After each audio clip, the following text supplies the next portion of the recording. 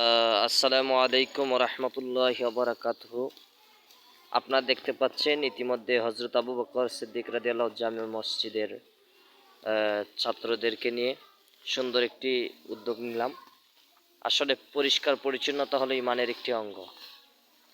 এইভাবে যদি আমরা পরিবেশ সুন্দর করতে পারি, নিজের কাছে অনেক ভালো লাগবে, পরিবেশ ভালো লাগবে। পরিষ্কার পরিচ্ছন্নতা ইমানের অঙ্গ।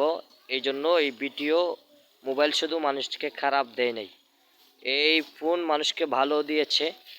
কারণ এই ভিডিওর মাধ্যমে অনেকে আপনারা বুঝতে পারবেন যে পরিচ্ছন্নতা থাকলে কি হয়। আমাদের আসলে তো আমরা পরিচ্ছন্নতা বুঝি নাই। পরিষ্কার থাকলে মনটাও শান্তি লাগে, নিজেকে নিজে দেখতেও ভালো লাগে। এই জন্য সবসময় পরিষ্কার পরিচ্ছন্নতা থাকার চেষ্টা করবেন। আপনি সবসময় হ্যান্ডসামের প্রয়োজন কি? আপনি যদি পরিষ্কার পরিচ্ছন্নতা না থাকেন, মনও ভালো থাকবে না। মন ভালো না মানেই হলো আপনার অসুস্থ সৃষ্টি হয়ে যাবে। এ বিধায় সবসময় সুস্থতার জন্য নিজেকে নিজে পরিষ্কার পরিচ্ছন্নতা থাকতে হবে।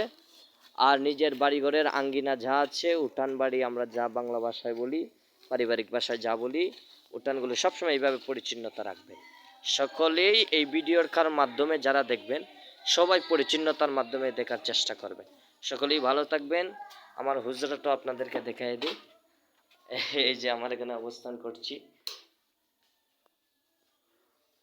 পরিবেশ সবকিছু, পরিবেশ ভালো থাকলে মন শান্তি, সবকিছু শান্তি থাকে। সকলেই ভালো থাকেন, সুস্থ থাকেন। ইনশাল্লাহ অন্য কোনো দিন একটি লাইভে দেখা হবে।